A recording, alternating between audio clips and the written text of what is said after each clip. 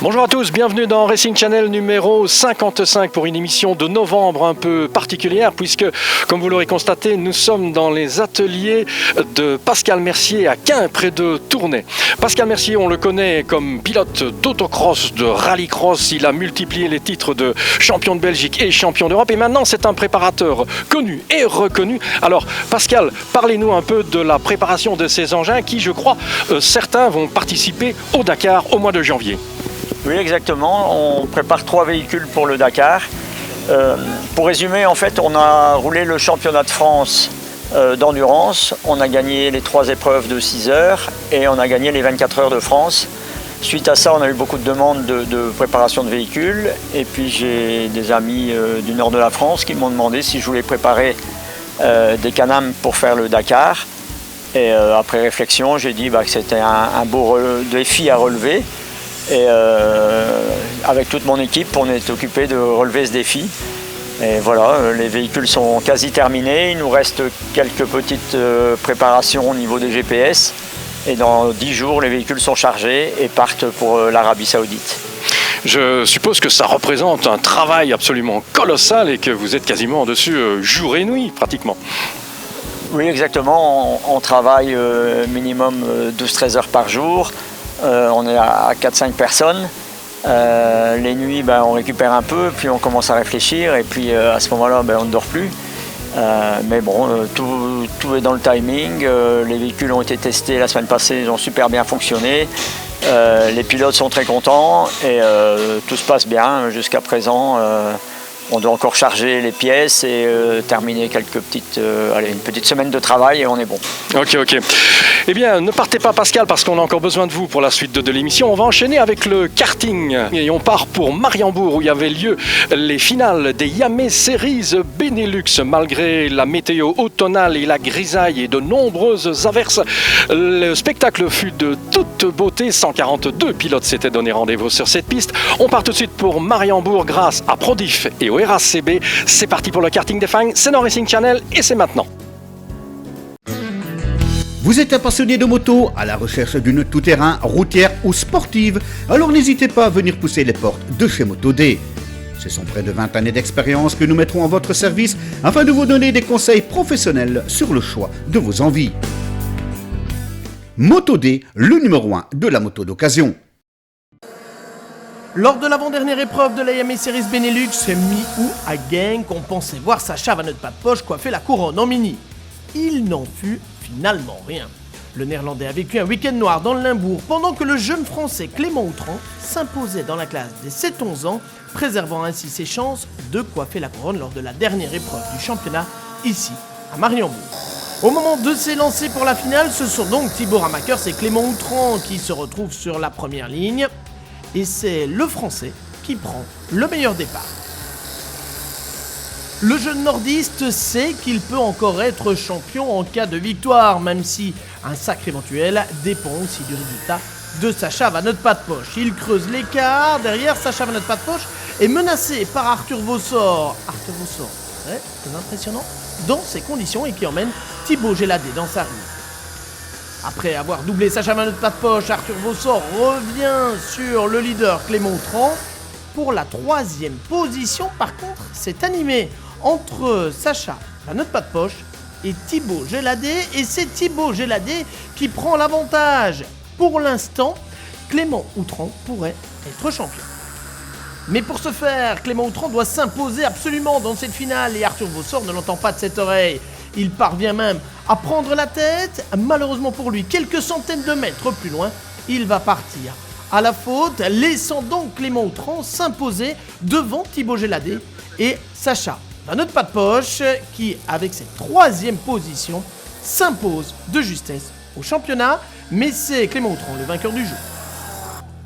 Après avoir dominé la Yamé Series Benelux en X30 Junior, la classe des 12-15 ans, les Britanniques partent avec les faveurs des pronostics. Parfois malmenés cette année, les Belges ont frappé fort lors des essais qualificatifs. Yannis Steven Haydens, le vainqueur de Genk, a signé le meilleur temps. Il a devancé Noah Maton. 2 autres Belges sont 3e et 4e avec Lucas Stallman et Alessandro Tudiska. C'est parti pour cette finale, toujours sur une piste très humide. Alessandro Tulisca est le premier leader, il emmène dans sa roue Noah Maton. Les deux Belges ont pris quelques mètres d'avance. Mais Yannis Steven Haydens est plus rapide que les deux leaders, il revient, et après quelques tours, c'est lui qui passe en tête. Pendant ce temps-là, Cyan Shields est déjà revenu à la 3e position. Il est virtuellement champion, d'autant que Zach Ripley est écarté au moment du départ et tombé dans le classement. Il remonte peu à peu ici. Il double Alessandro Tulisca pour prendre la 4e place. Ce n'est pas fini pour Zach Ripley. Il a passé Cyan Shields. Il revient 2e et il joue le tout pour le tout. S'il veut être champion, il doit impérativement gagner. Ça tombe bien. Il vient de prendre la tête devant Yannis Steven Haydens, qui en terminant 2e se classera néanmoins 3e du championnat. 3e de cette course, Noah Maton est pénalisé après l'arrivée pour un pare-choc mal fixé et c'est donc une victoire pour Zach Ripley. 3e, Cyan Shields est le champion de la Yamaha Series Benelux 2019.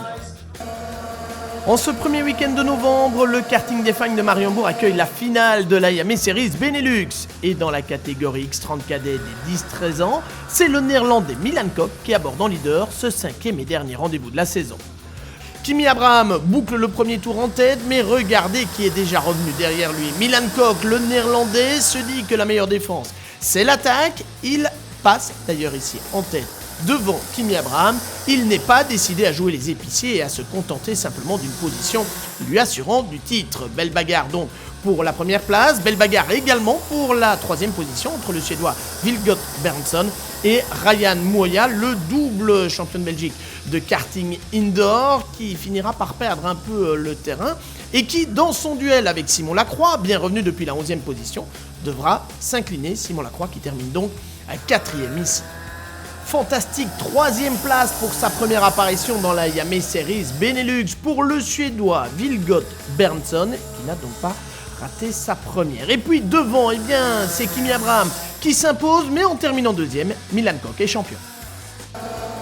Difficile de rêver d'un plus beau scénario avant d'aborder la dernière épreuve de la Yamaha Series Benelux en X30 Master. Dans cette classe des plus de 25 ans ou plus de 75 kg, le champion 2017 Fabio Kiltica, numéro 416, et le vice-champion 2018 Hubert Bautier, 437, arrivent pratiquement à égalité sur la piste du karting des Fagnes de Mariembourg. C'est parti pour 15 tours. Placé sur la ligne intérieure, Hubert Bautier a pu conserver l'avantage et il creuse même directement l'écart par rapport à Fabio Kiltica. Le Liégeois tente bien de limiter les dégâts, mais il sait qu'il n'ira pas chercher un 2e titre après celui de 2017. Son adversaire est un tout petit peu trop rapide. Pour la 3e position, très belle bagarre entre Benjamin Berkmans, Adrien Bruculeri et Alain Bazard. C'est le revenant Adrien Bruculeri qui terminera 3e, mais une pénalité pour un pare-choc mal fixé le fait tomber.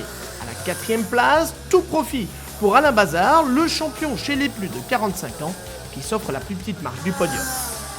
Pas de surprise, en fin de course, Hubert Bautier s'impose en solitaire et réalise ainsi la totale, la victoire et le titre.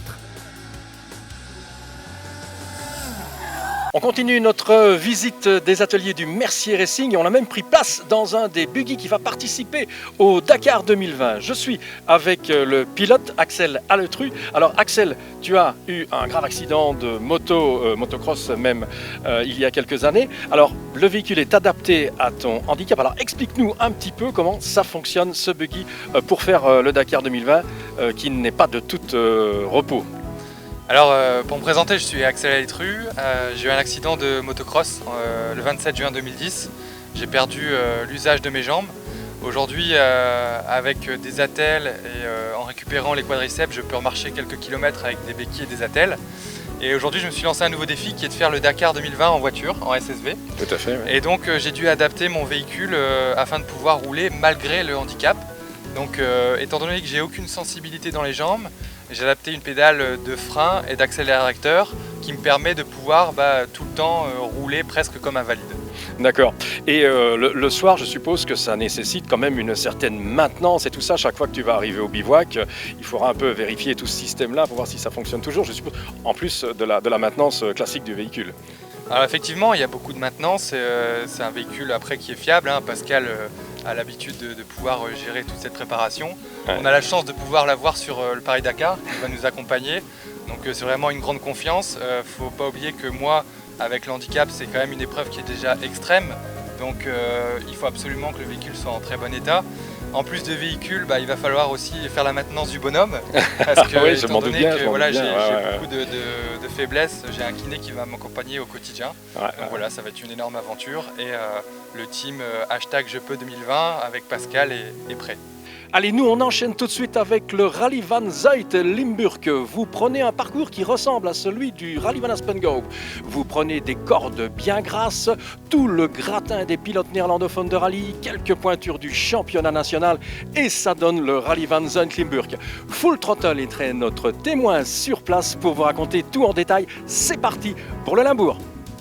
Trouve le pictogramme Ma Balise NFC, approche ton smartphone, accède à du contenu enrichissant. Avec Ma Balise, offrez une nouvelle expérience à vos clients. Avec Ma Balise, entrez dans l'ère du commerce 3.0. Ma Balise, marketing de proximité. Ne risquez plus que vos clients trouvent vos produits sur le site de vos concurrents. www.mabalise.be. C'est sous une météo ensoleillée et sèche que s'est déroulée l'édition 2019 du Zuid-Limburg Rally. Le régional de l'étape et également favori de l'épreuve a bien tenu son rang en dominant la course de bout en bout. Il ne concédera que 2 scratchs à son poursuivant Piet van Hoff qui a dû batailler ferme pour contenir les assauts répétés de Bernd Kazir venu se remettre dans le rythme en vue des prochaines 6 heures de courtrai. 6 secondes le séparent de Van Hoff.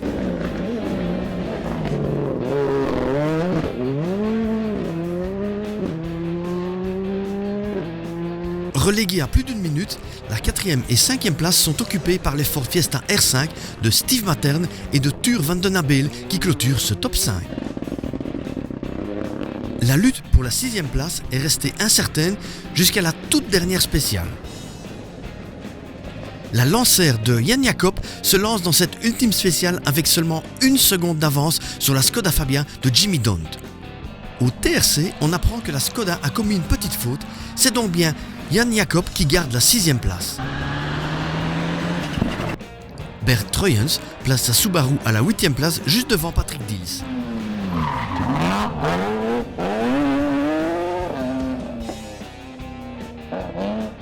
Kevin Tewissen, au volant de la Mitsubishi Lancer Evo 10, vient clôturer le top 10 de cette édition du Zuid-Limburg Rally 2019.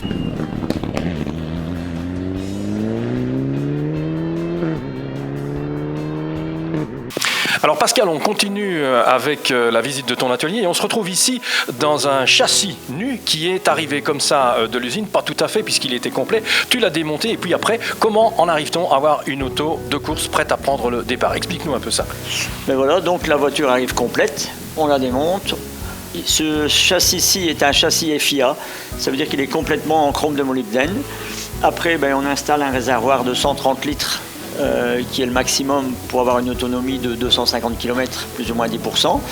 Après, on adapte les planchers en Kevlar, on adapte la suspension, les renforts, moteur boîte, tout ce qui est conforme. Je refais un 2e faisceau électrique complètement indépendant pour ne pas avoir de perturbations dans l'électricité. Et puis après 300 heures minimum, le véhicule est en état et il peut partir pour la course. Et ça, c'est un travail que tu fais systématiquement chaque fois que tu reçois un nouveau véhicule? Oui, c'est la seule condition que je travaille, sinon je ne le fais pas. Et je pars toujours d'un véhicule neuf. Comme ça, on est certain, je peux donner une garantie, je suis sûr de ce qu'on fait. Et c'est très très fiable. Et de ce fait-là, je préfère partir avec un véhicule complètement neuf. Au niveau mécanique, comment est-ce que ça fonctionne? Quel est un peu le moteur que tu mets dedans? Est-ce que tu mets des moteurs V8 4 litres américains ou bien il y a un moteur spécifique destiné à ce genre de châssis? Oui, tout à fait. Comme c'est une catégorie SSV, c'est un moteur maximum de 1000 cm3. Donc ici, c'est un moteur Rotax Turbo, le 2020 à 198 chevaux. Pour un poids, ce véhicule va peser 900 kg avec une roue de réserve. Donc le rapport poids-puissance, il faut savoir aussi que c'est une transmission par courroie, par variomatique. Ouais. Donc de ce fait-là, c'est très linéaire, c'est de 0 à 100 en 3 secondes 8. Après nous, on doit trouver un système pour que la courroie résiste. Donc on améliore les refroidissements, on change un peu On a pas mal de petits secrets là-dessus. Ouais. Et c'est ça qui fait la fiabilité. En termes de maintenance, est-ce que sur ce genre d'engin, est-ce qu'il y a une grosse maintenance à faire tous les soirs, ou bien on se contente de resserrer un petit peu les trains avant, les trains arrière, vérifier les niveaux? Comment est-ce que ça fonctionne un petit peu la maintenance tous les soirs? En fait, on a une checklist, donc on part de cette checklist. Tout d'abord, quand le pilote rentre après la spéciale, on fait un petit débriefing, savoir exactement s'ils n'ont pas touché, s'ils n'ont pas eu de choc plus important. Ouais, je suppose. Après, on a leur demande, on exécute ceux qui demandent, et puis nous on check, et au fur et à mesure, si on doit remplacer, on sait qu'après tel kilométrage, par exemple la courroie est remplacée tous les jours, le filtre à air est remplacé tous les jours. Après, au milieu de course, on a la journée de repos, là on met 4 cardans, un pont avant, une transmission. Les varios sont contrôlés aussi tout le temps. Si les pilotes roulent correctement, ça devrait bien se passer. Je suppose qu'une épreuve comme le Dakar, avec 3 véhicules comme ceci, ça représente une logistique absolument extraordinaire. Donc, parle-nous un petit peu de l'équipe. Combien êtes-vous? Combien de véhicules d'assistance y a-t-il? Comment est-ce que ça se passe un petit peu, toute cette organisation à mettre en place, qui doit être assez colossale? Oui, c'est vraiment quelque chose d'assez lourd.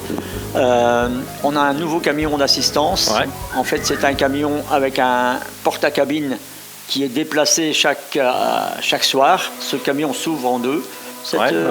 Et là, on a 40 malles qui sont chargées de pièces.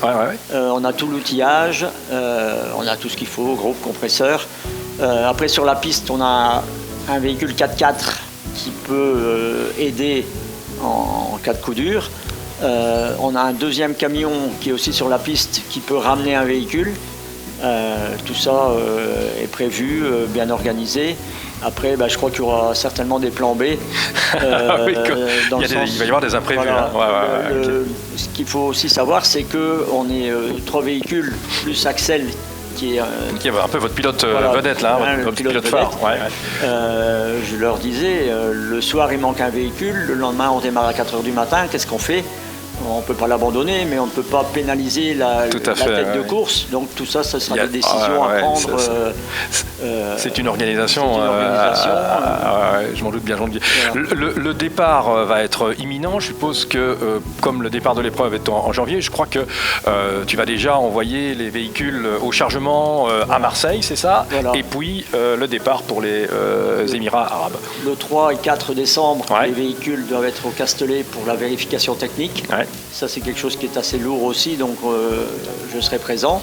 Après, on charge dans le bateau à Marseille et nous, on part le 1er janvier pour être là le 2 pour récupérer les véhicules. Et puis, c'est en parc fermé et la course démarre du 5 au 17. Tiens, il y a une question que je me pose toujours. Les véhicules qui arrivent au bout du Dakar, après l'arrivée, combien de temps après est-ce qu'ils reviennent? C'est une question que je me suis toujours posée. Ils reviennent 2 mois après, 3 mois après ou... Non, il faut compter 3 semaines. 3 semaines déjà? En fait, les pilotes, l'assistance est responsable des véhicules. Donc, suite à l'arrivée, on doit les reconduire au port à Jeddah. Et là, ils sont embarqués et c'est le même temps que pour faire l'aller. D'accord. Est-ce que ces véhicules qui sont utilisés pour le Dakar peuvent être réutilisés pour d'autres épreuves ou bien ils ne sont exclusivement que pour le Dakar? C'est vrai que c'est une bonne question. Je pense que si les pilotes roulent correctement après une révision et remplacement de certaines pièces, le véhicule peut rouler. Maintenant, s'il fait 15 tonneaux dans les dunes, ce sera peut-être plus compliqué. On récupérera peut-être quelques pièces. Mais je crois que c'est peut-être le sujet d'une émission Tout à fait. en rentrant du Dakar.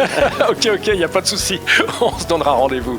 Voilà, c'était donc la préparation de toute cette aventure que va constituer le Dakar 2020 pour l'équipe Mercier. Je voudrais aussi peut-être encore rajouter, c'est que c'est toute une équipe qui est derrière moi.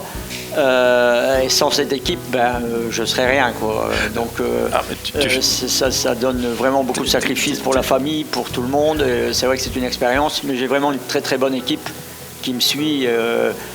Voilà, quoi. On va suivre avec attention toutes vos aventures là-bas, il n'y a pas de souci. On sera branché là-dessus sans problème. Merci. Merci beaucoup.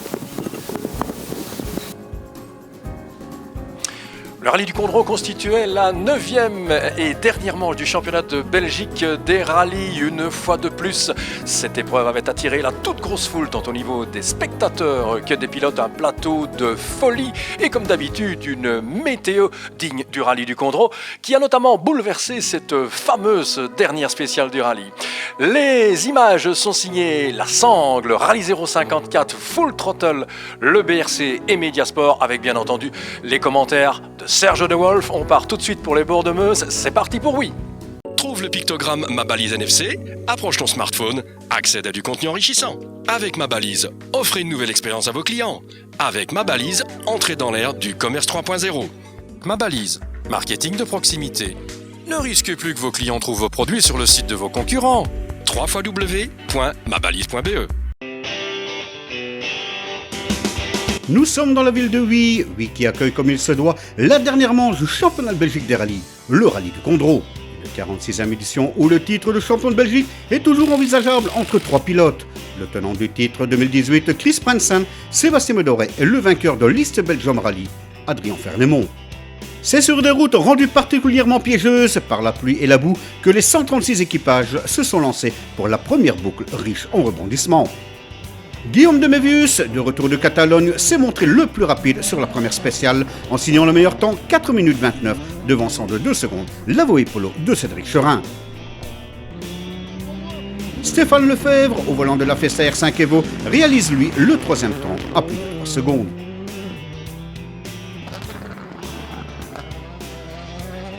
Suive alors Sébastien Bedoret avec 3 centièmes de seconde de bond sur la Fabia R5 d'Adrien Fernemont.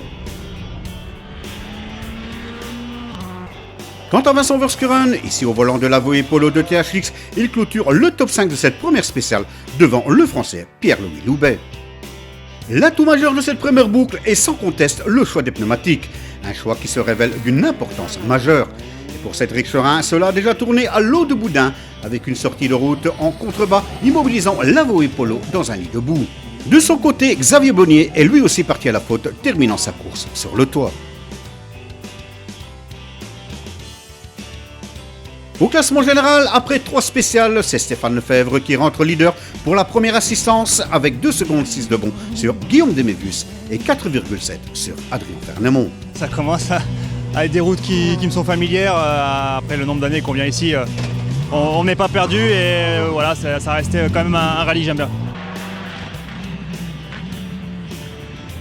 Sébastien Bedoret occupe toujours le 4e rang à 6 secondes 4, devançant Guilain Demévius, fermant lui le top 5 à plus de 8 secondes. Le champion en titre Chris Prensen, dont l'objectif est de viser la couronne, est lui en 6e position à 11 secondes, devançant de 5 centièmes l'Avoe Polo de Vincent Verskuren.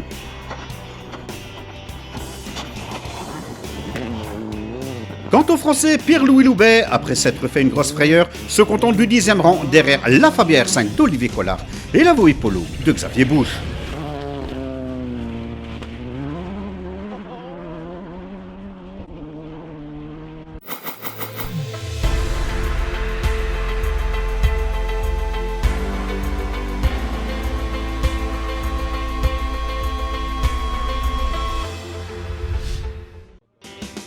Les spéciales s'enchaînent sur ce rallye du Condro et la première boucle complète de 6 spéciales s'achève par des scratchs signés Stéphane Lefebvre, Adrien Fernemont et Sébastien Bedoret. Épargné par l'averse, Stéphane Lefebvre conserve la tête. Il précède à présent Adrien Fernemont de 5 secondes 4 et Sébastien Bedoret de 10 secondes. La victime importante de cette mi-journée n'est autre que Guillaume Demévius, victime d'une crevaison dans Ramelot, ce qui le renvoie au 7e rang à plus de 41 secondes. Au départ de la spéciale, il y a eu une grosse averse et du coup on s'est fait un peu avoir avec ça au début de la spéciale. Et puis dans la dernière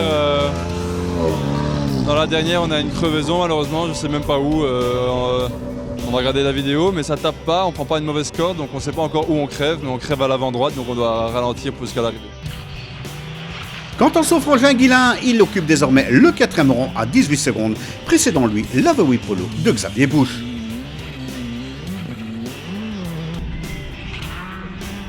Le Français Pierre-Louis Loubet remonte lui en 6e position à plus de 40 secondes.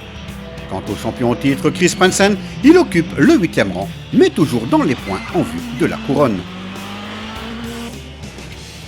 Auteur d'un choix de pneumatique difficile, Cédric de Checo ferme le top 10 provisoire derrière l'Avoie Polo de Vincent Verschuren.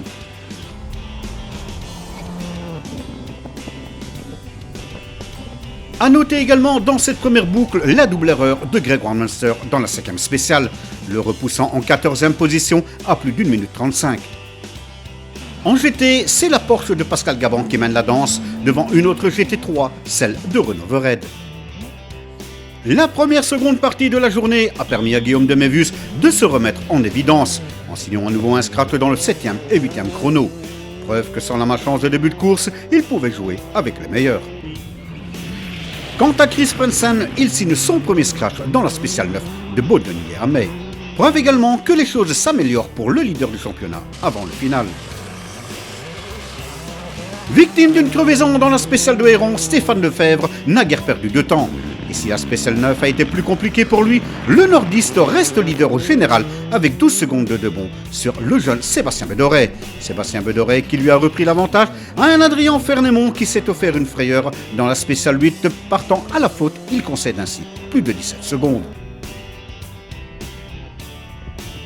Derrière ces trois-là, Guylain de Mévus reste excellent 4e à 27 secondes, devant ça la C3 de son cadet Guillaume de 8 secondes 6.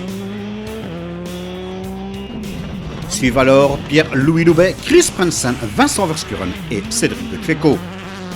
Quant à Olivier Collard, il ferme provisoirement le top 10 devant l'Avoie Polo de Xavier Busch.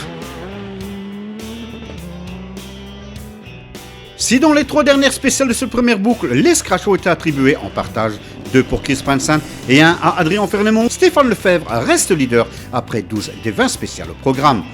Il rentre à 8 avec un bonus de 15 secondes 9 sur Sébastien Bedoret et 18 sur Adrien Fernemont. On a vraiment fait une bonne journée, on a appris la voiture encore un peu plus. Et on n'a pas fait d'erreur, on a fait les choix de pneus qui étaient le plus justes je pense. Et on a été les plus réguliers, je pense pas qu'on a été les plus vite au final sur l'ensemble de la journée. Mais on a été généralement proche des scratchs, donc c'est pour ça qu'on a une confortable avancée ce soir. Quant au leader du BRC, Chris Prensen, il poursuit sa remontée en puissance, pointant au 6e rang derrière la famille de Mévus, dont la 4e place reste dans l'escarcelle de Guillain à 29 secondes, et Guillaume revenu lui au 5e rang à plus de 41 secondes. Le top 10 de la première journée est fermé par l'Avoie Polo de Vincent Verschuren, devançant Cédric de Checo, Xavier Busch et Olivier Collard. En junior BRC, Gilles Pic, ayant connu quelques soucis également, en fin de journée offre le leadership à Thibaut Mazouin, qui pointe néanmoins derrière Timo van der Marel.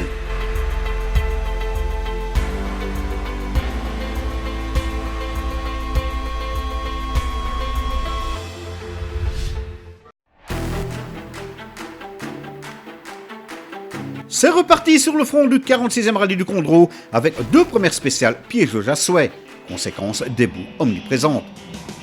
Ce qui n'empêche pas à Guillaume de Mévus d'enlever à nouveau le premier scratch du jour, son 4e du rallye. Précédent dans cette spéciale, Adrien Fernemont de 3 secondes 6 et Xavier Busch de 5 secondes. Vincent Verschuren signe un 4e temps à 6 secondes 5, devançant un Chris Prensen, victime lui d'une crevaison, ce qui ne l'a néanmoins pas trop handicapé. Quant au leader, Stéphane Lefebvre, il réalise le 7e temps derrière Sébastien Bedoret. Le nordiste reste leader du rallye devant Sébastien Bedoret avec un avantage de 14 secondes après les 2 premières spéciales du jour. C'est connu, il se passe toujours quelque chose sur le fond du rallye du Condro lors de la 2e étape.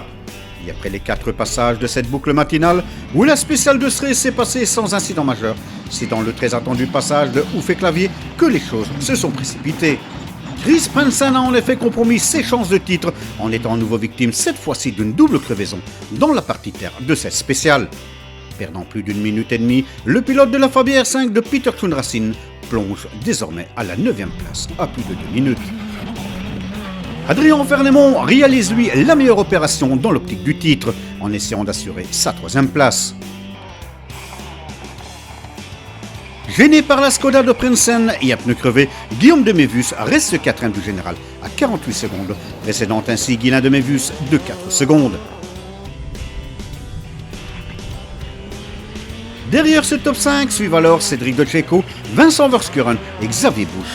Quant à Olivier Collard, il ferme lui le top 10 provisoire derrière Chris Branson.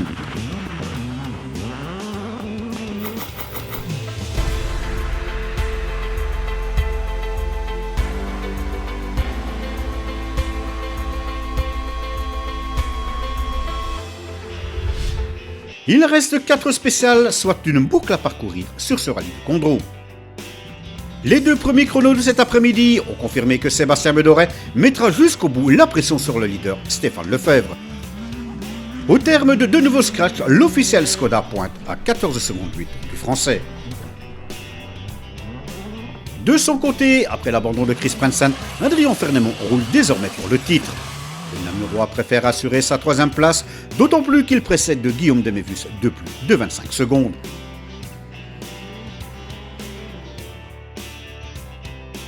Le final de ce 46e rallye du Condro a de nouveau été fort en rebondissement jusque dans les derniers mètres. Ultime spéciale, celle de Oufé Clavier, a pris des allures de champ de bataille et nombreux sont les pilotes partis à la faute ou victimes de crevaisons.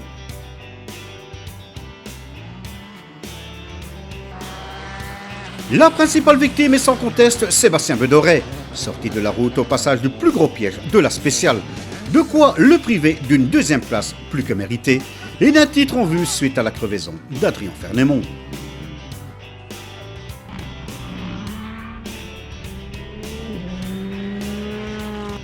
Tout en résistant à la pression de ses adversaires les plus coriaces, Stéphane Lefebvre est passé au travers des nombreux pièges de cette épreuve, remportant ainsi avec brio et oui une 2e victoire consécutive ici à Oui.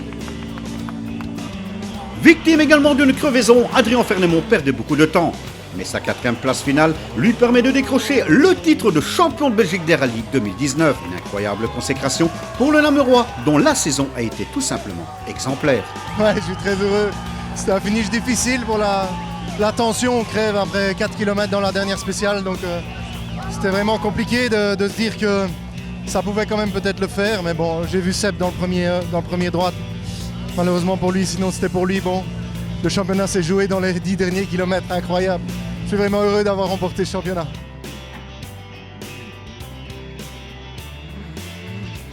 La crevaison de Fernemont a permis à Guillaume Demévus d'une part et Guillain de l'autre de compléter le podium de ce Condro d'anthologie.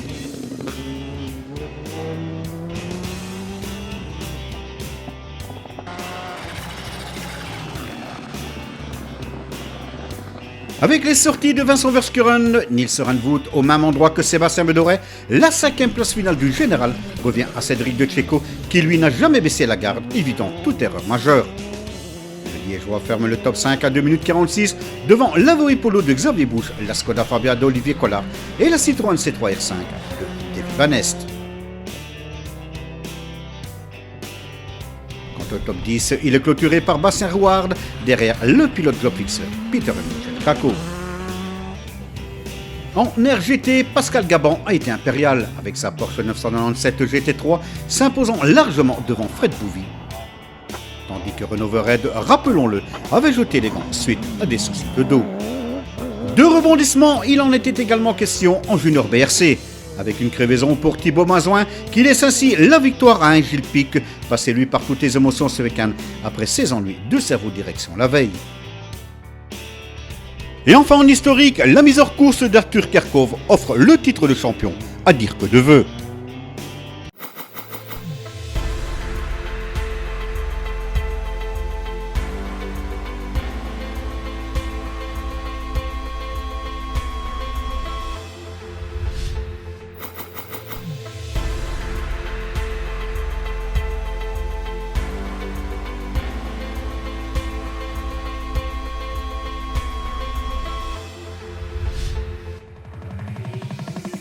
Voilà, c'est avec la 2e victoire consécutive du Français Stéphane Lefebvre et le titre de champion de Belgique des rallyes d'Adrien Fernemont que se ferme le 46e rallye du Condro, clôturant par la même occasion la saison 2019 du championnat BRC. Alors Axel, on se retrouve ici toujours dans les ateliers de Mercier Racing. Tu es venu un peu superviser la préparation des voitures. Alors qu'est-ce qu'on peut te souhaiter pour cette première aventure? De voir l'arrivée bien entendu, mais est-ce que tu as des appréhensions ou que tu as peur de tel ou tel truc? Comment un petit peu est-ce que tu ressens ça, ce premier départ au Dakar? Déjà, c'est une énorme victoire de pouvoir partir au Dakar, d'avoir pu rassembler toute l'équipe. Ouais, tout à fait. On est quand même tout de même 22 personnes. Pascal a une grosse responsabilité avec la préparation des voitures. On a mis en route ce projet il y a quelques mois seulement. Donc ça a été une course contre la montre pour préparer les voitures, les tester. Aujourd'hui, la plus belle des victoires, ça serait déjà de terminer. Pour moi, c'est un énorme défi. Faut pas oublier que voilà, j'ai un handicap qui est quand même assez lourd. Donc ça serait une belle victoire pour moi, une belle victoire pour toute l'équipe, pour les gens qui m'entourent. Donc vraiment, voilà, c'est ce que je souhaite. Je ne pense pas y aller tête brûlée et démolir la voiture d'entrée de jeu. Non, c'est vraiment apprendre, accumuler de l'expérience. Prendre de l'expérience, voilà, pour moi c'est très important. Je suis un jeune pilote, j'ai jamais fait de rallye raid, donc voilà, j'ai la chance d'avoir un très bon copilote belge, François Béguin, qui a fait plusieurs fois le Dakar. Donc voilà, je vais essayer de faire le maximum avec lui. On va faire un très beau équipage. Et voilà, les voitures qui nous entourent de Mercier Racing aussi, voilà, sont là pour me soutenir. Donc voilà, hâte d'y être. Eh bien, ok. Eh bien, comme on l'a dit tout à l'heure, on va suivre ça avec beaucoup d'intérêt. On va regarder un peu vos performances. Bravo déjà à l'avance pour être au départ et avoir monté toute cette opération. Quant à nous, eh bien, on se retrouve le mois prochain pour de nouvelles aventures automobiles. N'oubliez pas de consulter notre page Facebook comme d'habitude ou notre site www.racingchannel.be. L'adresse s'inscrit au bas de votre écran. On se retrouve le mois prochain pour de nouvelles aventures automobiles. Bye bye. À bientôt.